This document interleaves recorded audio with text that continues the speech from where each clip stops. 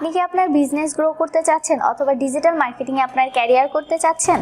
ড্রিমজোন বাংলাদেশ নিয়ে এসেছে আপনাদের জন্য ডিজিটাল মার্কেটিং কোর্স। এই কোর্সে আপনারা শিখতে পারবেন social media marketing, email marketing, YouTube marketing, Google ads, এছাড়াও থাকছে এসইও ফ্যাক্টরসগুলো।